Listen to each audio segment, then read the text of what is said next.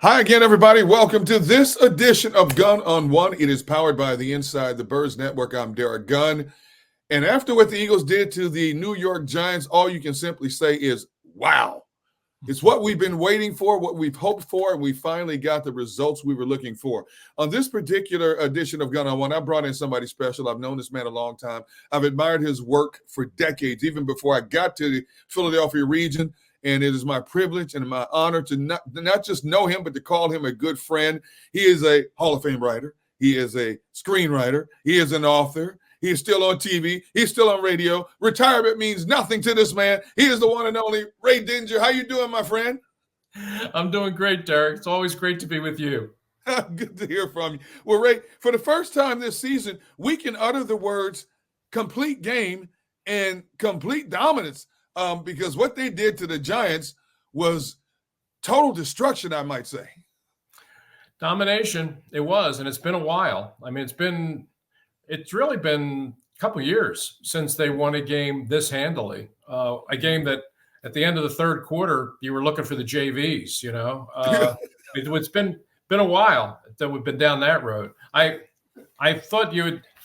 This is the back cover of today's New York Daily News. I love it. I love it. Green with envy, and says the Eagles leave the Giants wishing they had a player like Saquon Barkley, which I think that sort of puts it in a nutshell. We had talked all week about Saquon Barkley going back to the Meadowlands, going back to the Giants, and he handled it with great aplomb. Said, "Hey, listen, we're just going up there to win a game. Nothing personal." All that stuff. But, of course, we all knew better. And then he went up there and, man, put on a show, boy. Once he broke that 55-yard run and got things going there in the second quarter, at that point it was game, set, match. Ray, since you mentioned Saquon, this man, only 17 carries, 176 yards, a touchdown, all in 3 quarters of work, Ray. We applaud the efforts and the accolades of A.J. Brown and talk about how important that he is to this offense. But there's no question, Saquon is the engine that makes this car run. Would you agree with that? Yeah, for sure. Yeah. I think that it surprised me. You and I may have even talked about this. When the Eagles signed Saquon, the reaction among the fans, I mean, some folks were excited about it.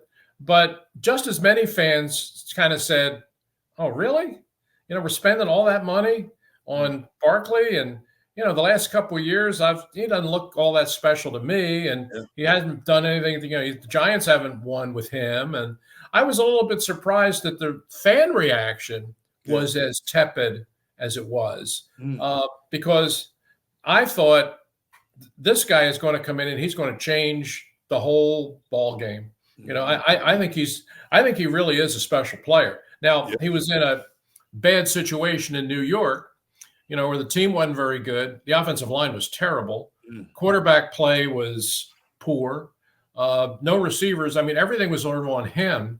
And when the team didn't do well, everybody kind of blamed him. And I just felt like it was a classic case of a really good player in a really bad situation. And given a fresh start somewhere else, in an offense with this kind of an offensive line and those other sorts of playmakers around him, that I thought he was just going to go off, and I thought he was going to have a big time impact like right away. And he has. And I mean, you saw it yesterday, I was on with Joe DeCamera and John Ritchie this morning, and Joe asked me, you've been covering the Eagles for 50 years. I hate to say it. But he asked if Saquon's the best running back I've seen in an Eagles uniform. And I don't like those kinds of questions. I mean, how are you going to judge 6 games versus like 6 years of Wilbert Montgomery? I just don't know that it's a fair comparison. But what I said was, I don't think I have seen another running back in an Eagles uniform quite like this. Okay. A guy that is 235 pounds and can run the way this guy can run. Yeah. We've had our Shady McCoy, who's great. Brian Westbrook, great. Yep. Deuce, Wilbert, Ricky, they all different kinds of backs, but there hasn't been, in my view, a back here that had both that kind of speed and that kind of power in one package. I think that he's unique in that respect, and certainly he's a guy that you can lean on every week, and they should. Ray, when we talk about Saquon, and we go back to when the Giants were doing that Hard Knock series, and first of all, I still can't believe management allowed cameras behind closed doors, and they openly were sitting there talking about Saquon and how they screwed this thing up for the most part. But leading up to this game, some players give in to the media questioning and will give the opposition bulletin board material. I thought he handled this as professionally as he possibly could, being low-key, but he was a time bomb ticking and couldn't wait to get up there and show this organization, the Giants, exactly what they let go. Exactly. I agree with everything. I think he could not have handled it better. Yeah. He said all the right things. Even though we all knew what he was feeling, he didn't dump any gasoline on the fire. He just talked about, we just going up there to win a game. It's an NFC East game, blah, blah, blah. But we knew, you don't have the kind of history that he has in that building and go back there to play those guys and not have something special at stake. And he did. So I thought he handled it great. I thought he handled it great in the fourth quarter. When Nick Sirianni went over to him and said, hey, listen, you're within X number of yards of your career high. Yep. Do you want to stay in here and get it? And he said, no, let the other guys eat. In other words, put the other guys in. Yeah. Absolutely the smart veteran thing to do.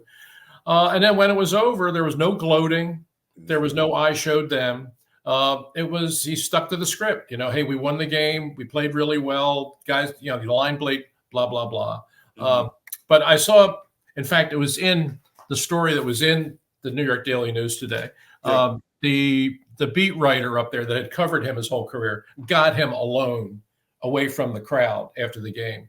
And what Saquon said to Pat Leonard, the writer, was a very honest assessment where he said, I'm glad it's over. Yeah. I'm glad it's over because now it is over. Now I'm not going to have to talk about the Giants anymore. I'm not going to have to talk about coming back into MetLife anymore. Yeah. It's done now. It's over. It's put to rest. And I thought that's exactly right.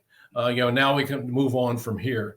But he has been, and one thing that we all knew, those of us that all plugged into the league, Sure. You knew that you couldn't find anybody in the NFL that would say a bad word about this guy. No. As that in terms of his character, in terms of his team mentality, he was as good as it gets. And through all the tough times in New York, when people were criticizing him and criticizing picking him number 2 and all that stuff that he took, he never once said, oh, yeah, you try to run behind this offensive line. Oh, yeah, you try to do what you're asking me. He never once said that. He always took it on himself that, I got to play better. And there were some real rough times up there that he went through. That's right. I thought he handled it with tremendous class. And, I just thought that when he came here, he was going to be a great addition to the Eagles organization, both on the field and off the field. And he's proven to be exactly that. No question about it. Ray, this team went into this game without Jordan Mailata. They lose Mekhi Becton early in the game to a concussion, and yet they still just steamroll this pretty good Giants defensive front. 45 rushing attempts. We scream about this team running the football. Boy, did they run the football. 269 yards. Ray, kudos to Jeff Stoutland and how he plugged and played these guys to do what they did up in the Meadowlands. Yeah, they did. They played great. And you're right. They were a little shorthanded. We're not even talking about the fact you're playing without Jason Kelce, who's gone now, probably the best center that's ever played for this franchise. I never thought I'd ever say greatest center for anybody other than Bednarik. Wow. Who's an all-time player. Yeah. But after having watched Kelce's career, how good he was, how durable he was, how versatile he was, how multidimensional he was at the center position. I I'm willing to put him ahead of Concrete Charlie. Now, Whoa. now, I'm not saying that on defense, okay? Concrete Charlie, right. He's still middle linebacker, okay? And I don't think that's going to change. I don't think that's going to change. But at the center position, really, I think Kelce was that good. Well, he's gone. You're right. You lose Becton, you lose Mailata, and they just plug other guys in there, and off they go. But part of it is Barkley's ability to find that daylight, and do that little jump cut thing where he can. Yeah, I mean, you just give him, and it's not common that you see a man that big that can make that kind of a jump cut move and go through a hole and come out the other side without being touched. I mean, he can run through tackles, but he can make you miss too. And you combine that with, he didn't have to catch many passes here, but you know what a threat he is in the passing game. I mean, just a tremendous weapon. And I think week by week, the Eagles are going to keep drawing on that. And when you get him playing the way he's playing right now, you can have a game like yesterday where you only ask Jalen Hurts to throw the ball 14 times, and it doesn't matter. I mean, he just made the throws he had to make, but the rest of the day he was just handing the ball off. 45 rushing attempts to 45 passing attempts. 45 rushing attempts to 15 passing attempts. I mean, you and I talked so much about running the ball and how much we love running the football. I mean, that was my kind of football yesterday, and I enjoyed. I could have sat down and watched it all over again. It was great fun.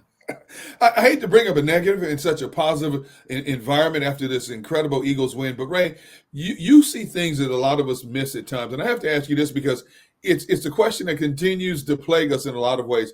Why can't this offense score any points in the first quarter?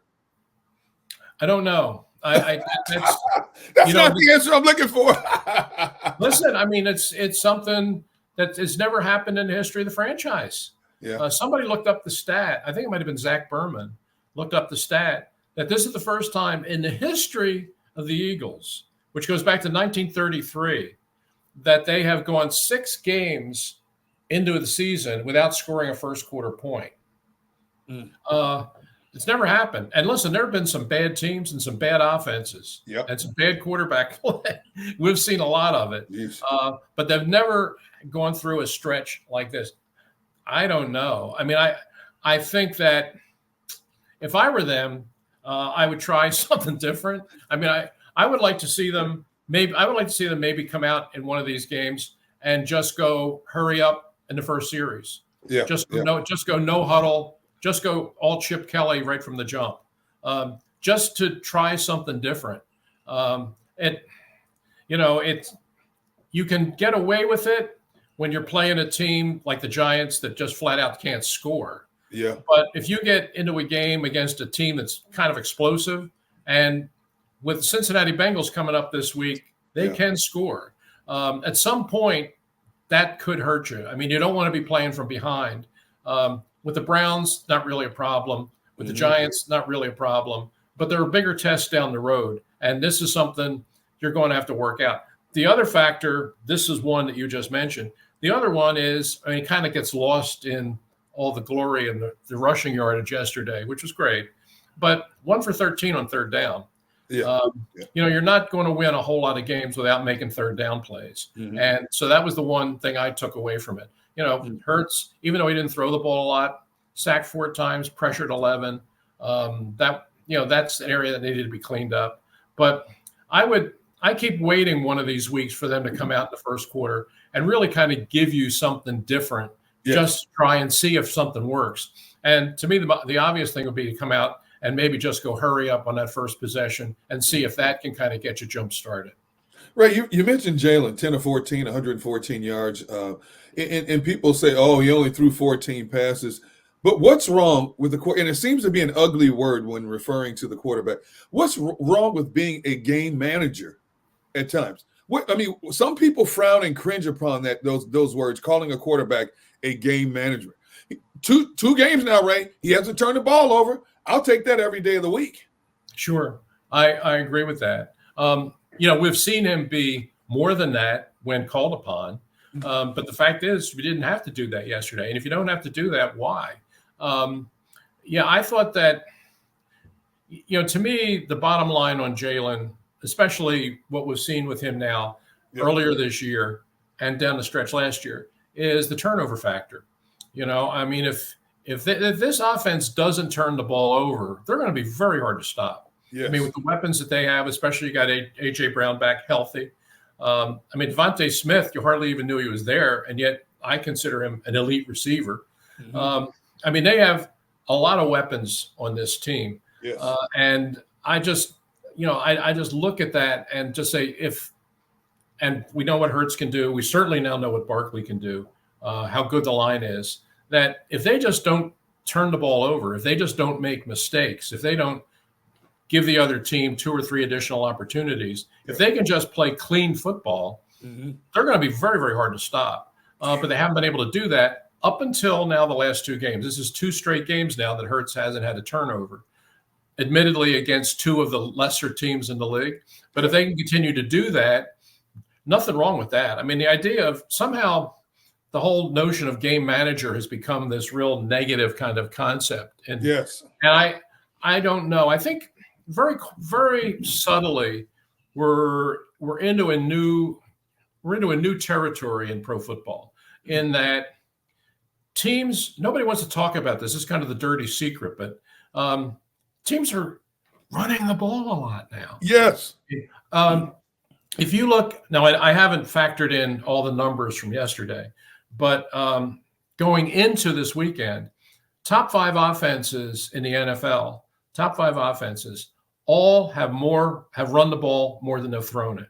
Top 5 offenses all have more rushing attempts than passing attempts. And I'm talking about, Green Bay, San Francisco, Baltimore, all those teams. The Eagles are 10th, but the teams in the top 5 all have more rushing attempts than passing attempts. And I think it's a function of so many teams now playing the cover 2 defense, taking away the big play. So teams are now running the ball more to try and take advantage of the lighter box, and also trying to get teams to come out of that shell and bring the safety up. And now we'll go for the passing game. And even passing teams are using the run to set up that pass. And it's resulted in more rushing attempts, lower overall scores, but sort of a different look and feel to the game. And yesterday was a perfect example of that. I mean, 45 runs, 15 passes, very unusual in today's NFL, and certainly very unusual for the Eagles.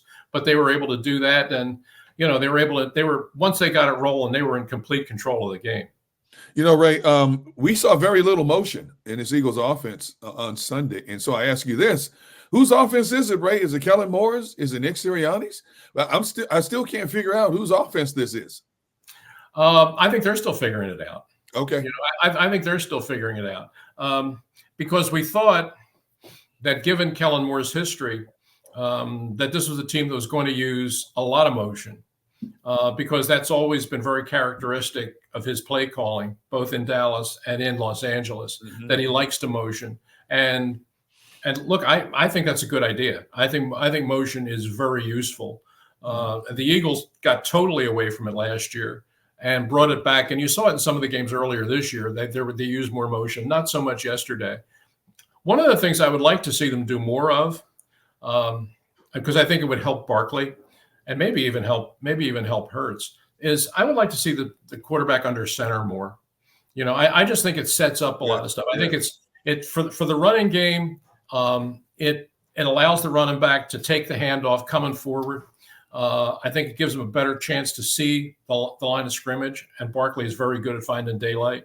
And I think it kind of gives some forward movement to the running game, and it also sets up the play action pass.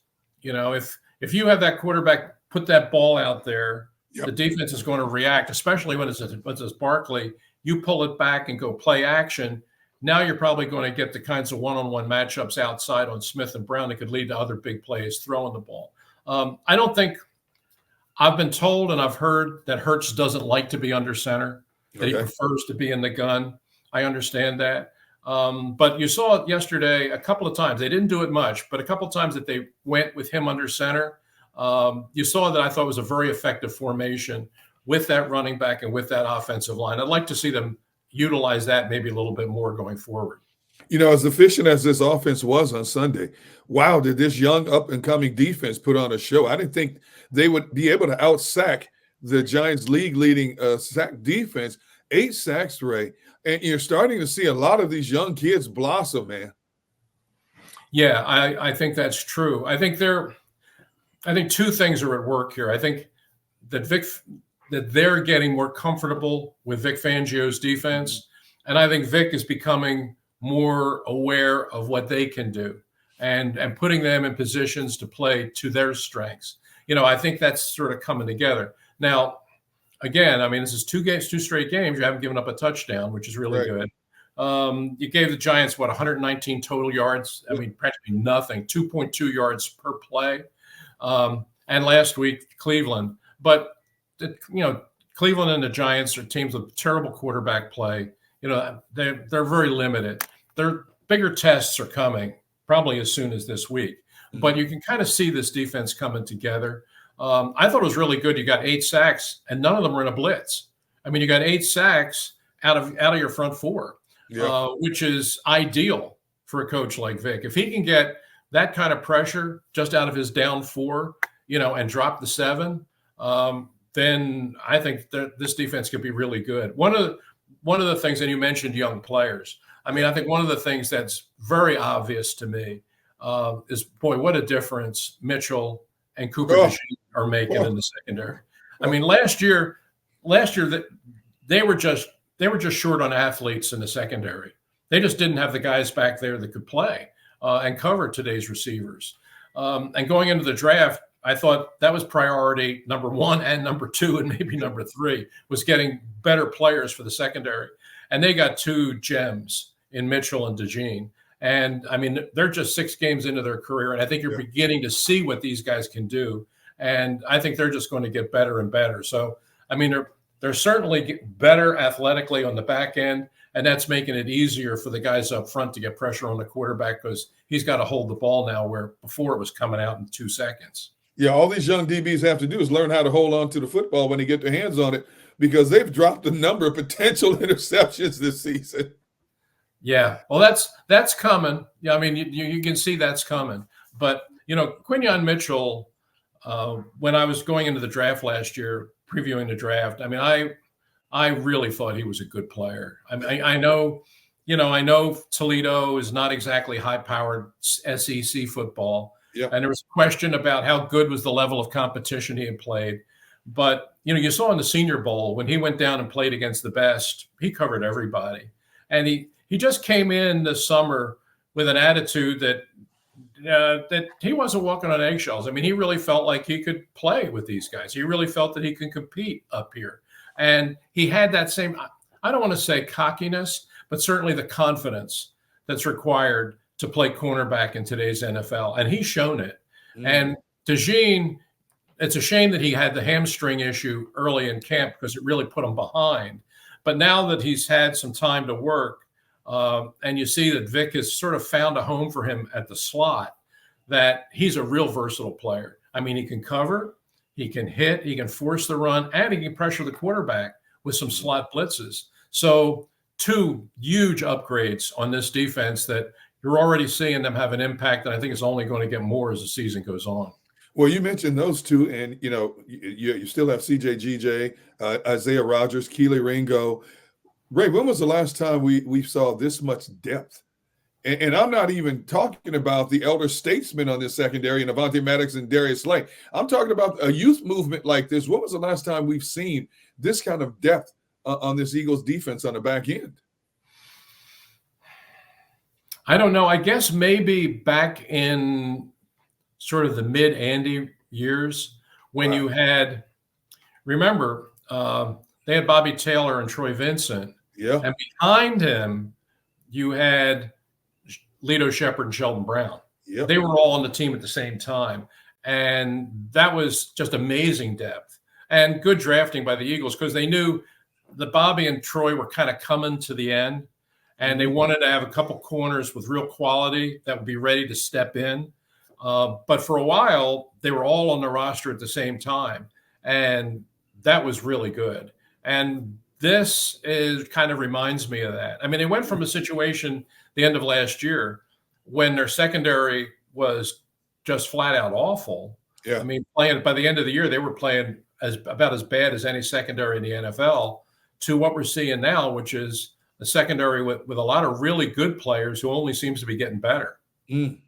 You were talking a few moments ago about this defense, the defensive personnel, finally understanding what Vic Fangio wants of them individually and collectively. Do you also think it took up until this point for Vic to feel comfortable in terms of how he wanted to deploy his defense and knowing who he could use in strategic situations? Yes. Yes. I think, I think as in any year, coaches have to figure it out right from the start. You bring in every year. It's not like the quote unquote old days when you had the same guys pretty much year after year. I mean, you remember you're a Pittsburgh guy, so you remember the Steel Curtain. I mean, they had the same guys every year. You didn't have to change anything. No. And in today's NFL, even a good defense is going to have a certain amount of turnover, and you're going to bring new people in, and it's going to take you a while to figure out what their strengths are and what they do well and what I can ask them to do with a reasonable chance of success. And even a very old school coach like Vic Fangio has to learn what his guys can do before he can ask them to do it. And we're kind of getting to that point now.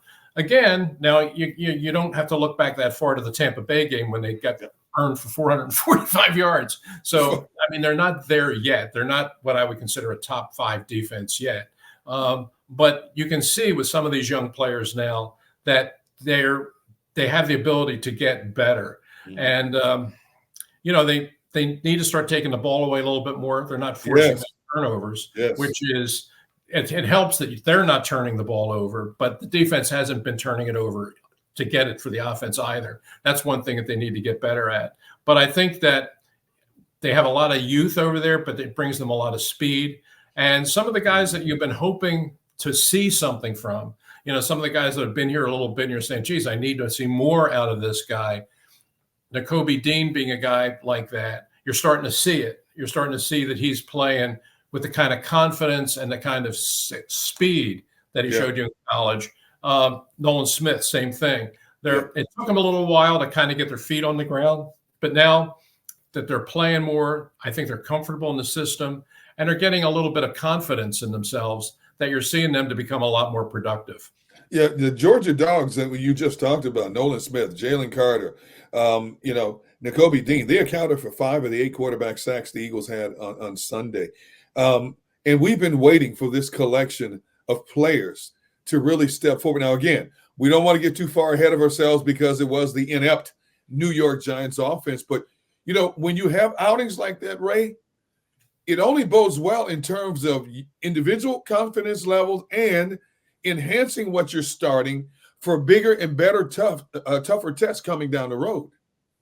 Sure. I think that's true. I know there were some people that were disappointed with that particular group, the Georgia guys. Sure. They wanted to see more out of them. They wanted to see more production, more big plays. And I kind of understand it. I mean, Jordan Davis was a high first-round draft pick. Jalen Carter was a very high first-round draft pick.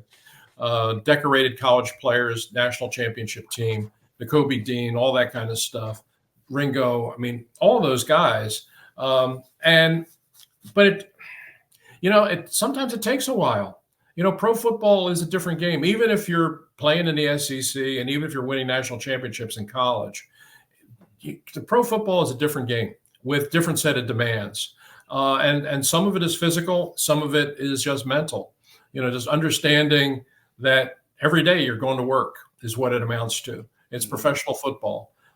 And it's some guys, it just takes them a little while to understand that and to understand what it means to be a quote unquote pro. Sure. And I think that now you're kind of seeing that these guys are kind of getting it. But when you watch, just to talk about Carter, when you watch Carter play, man, he's good. Yes, indeed.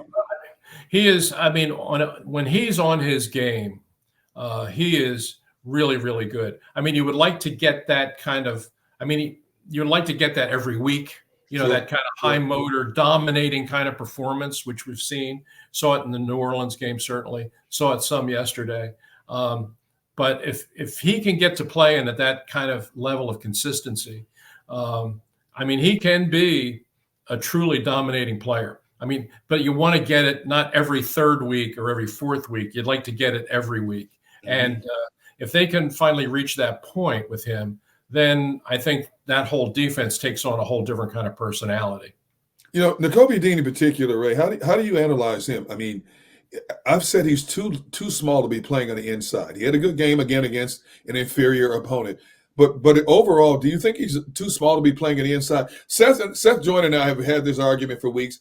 I think he should be lining up outside to use his explosiveness coming off the edge. Seth says he's too small to play on the outside. I say, well, you got to try to play the guy somewhere. I just think he gets overwhelmed too much on the inside. I'm probably with Seth on this one. Probably with Seth on this one for this reason. This is kind of the role that he played at Georgia. Sure. I think this is where he's comfortable. I think that he has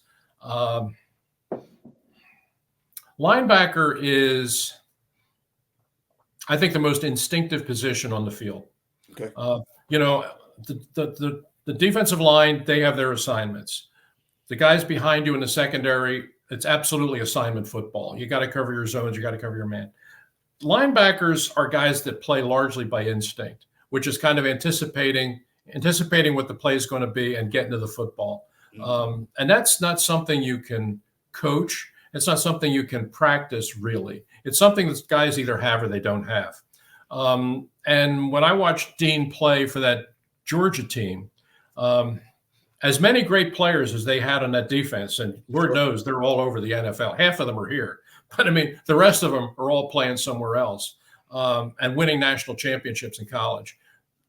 My eye was always drawn to Nico Dean because he just had that instinct. Now, when the Eagles drafted him in the third round, I was really excited about it because I thought he was a really special player. I will say this. When I first saw him at my first practice, my first reaction was, oh, he's really small. I shared that feeling with you that after watching him, because he played so big in college, I just kind of thought he was a bigger player. And then when I saw him on the practice field, I thought, oh, he's smaller than I thought. But the instinct was still there. Sure. Now, and you're seeing that now the last couple of games. He's been around the football a lot.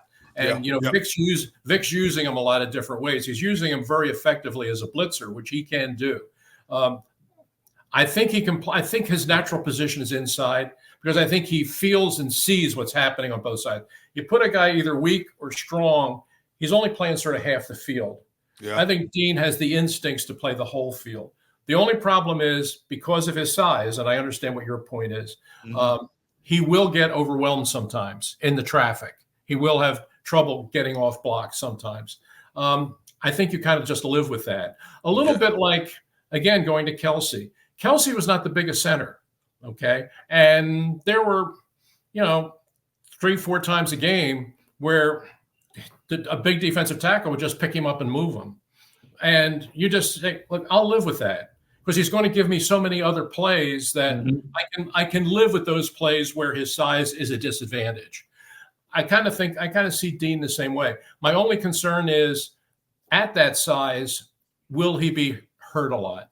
And we've seen that the first 2 years. He's had some injury issues. You hope that's not an ongoing thing throughout his career. But I think as long as he's on the field, I kind of think he's in the right spot right now. And it seems to me week to week that Vic Fangio is giving him opportunities to make those kinds of plays. When you're watching the Eagles game now, Ray, at this stage of your life, are you still Ray Didinger, the analyst, watching the game, or do you allow yourself to watch as a fan? I knew it. I knew it. I had to ask, but I knew it. I'm still logging the games. I mean, after 53 years, I don't know any other way to watch them. True. I feel like if I tried to break myself of that habit. And I would sit there and not take notes.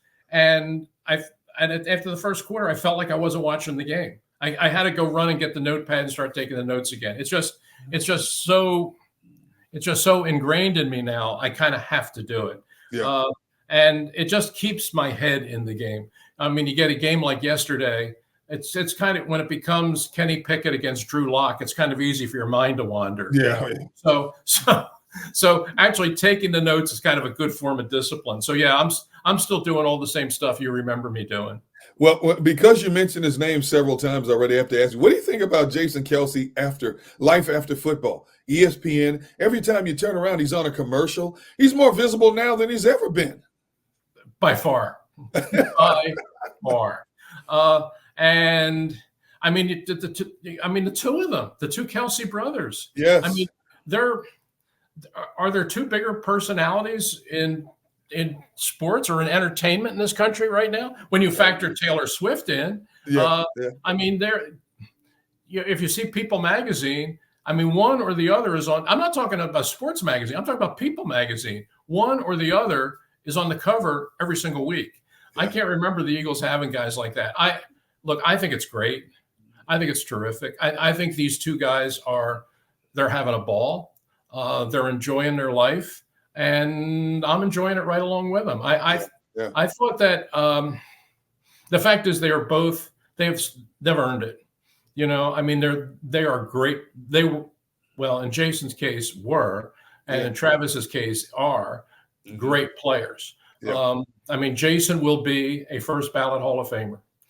Travis absolutely will be a first ballot Hall of Famer. Depending on how things go with Eli Manning, they will probably be the first pair of brothers in the Pro Football Hall of Fame. Never happened before. And I just have the greatest respect for them. I thought Jason Kelce is such number one, a great player. We talked about that already, but just a great individual, a guy who totally, you talk about people who just get it. I mean, he gets it.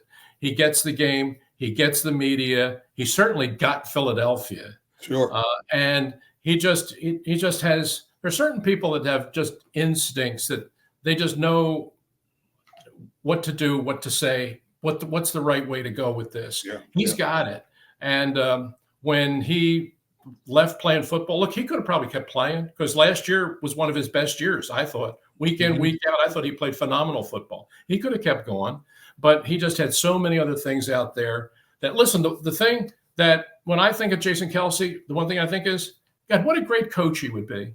Yeah, I mean, exactly. With his personality, with his enthusiasm, with his passion for the game, and his knowledge, I mean, he would be a phenomenal coach. But the fact of the matter is he's got so many other opportunities in the world. He's never going to be a coach. But if he wanted to do that, I think he would have been a tremendous coach. But I'm delighted for him. I'm delighted for his family.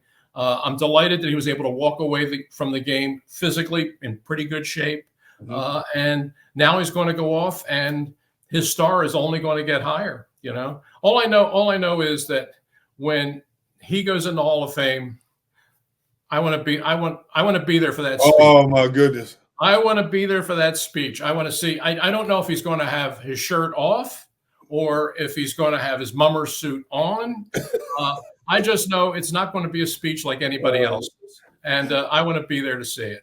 I couldn't agree with you more. A couple of questions to go, Ray, and then I'll let you go. First of all, what are we to make now of this NFC East? I mean, you know, Washington are the new kids on the block. This Jaden Daniels has been the talk of the league. He got hurt Sunday, but he's been the talk of the league.